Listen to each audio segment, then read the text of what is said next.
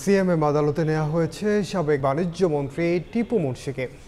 আর সেখানে আছেন সহকর্মী মাইনুল হাসান, সরাসরি যাচ্ছে তার কাছে। বাণিজ্য মন্ত্রী টিপু মুন্সিকে এই মাত্র কিন্তু আদালতে আনা হয়েছে এবং তিনি তাকে এই কোর্টে নিয়ে যাওয়া হচ্ছে। আপনার গতকাল রাতে গুলশান থেকে কিন্তু তাকে গ্রেফতার করে র্যাব এবং গ্রেফতারের পর ডিবি অফিসে আনা হয়। ডিবি অফিস থেকে কিছুক্ষণ আগেই আদালতে আনা হয়। আনার পর আজকে সেনা প্রহারায় কিন্তু তাকে আদালতে তোলা হয় এবং সেনাবাহিনী কিন্তু এখনও সার্বিক নিরাপত্তায় নিচে নিয়োজিত আছেন। তার আগে যেমনটা বলছিলাম যে গত কয়েকদিন ধরে যে সকল আসামিদের তোলা হয়েছে আমরা দেখেছি যে বিভিন্ন সময় তাদের উপর হামলা হয়েছে।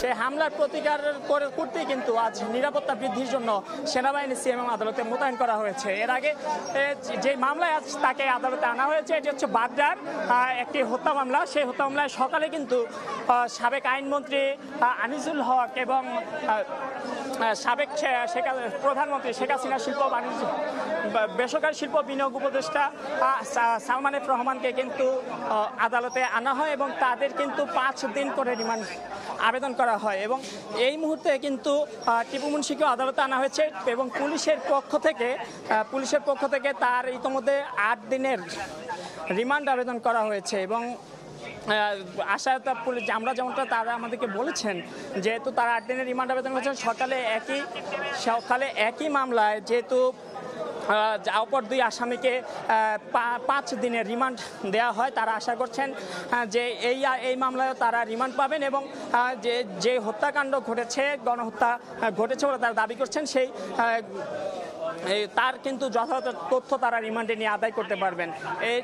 আগে কিন্তু আজ সকাল ভোরে 7টার সময় কিন্তু আনিসুল হক এবং সালমান এফ রহমানকে কিন্তু আদালতে আনা হয় এবং এছাড়া আজ কিন্তু আদালতে যে আরও একটি মামলা আরও 2টি মামলা হয়। দুদকে মির্জা আব্বাসকে আদালতে আনা হয়।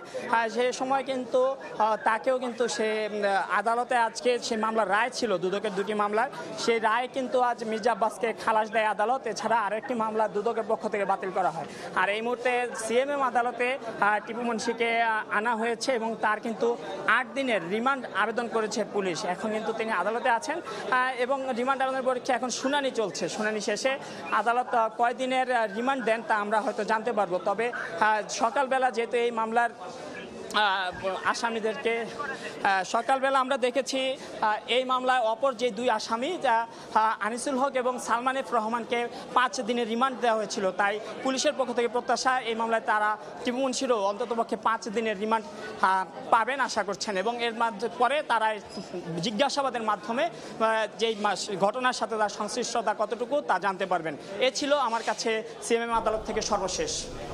সরাসরি যুক্ত ছিলাম রাজধানীর সিএমএম আদালতে।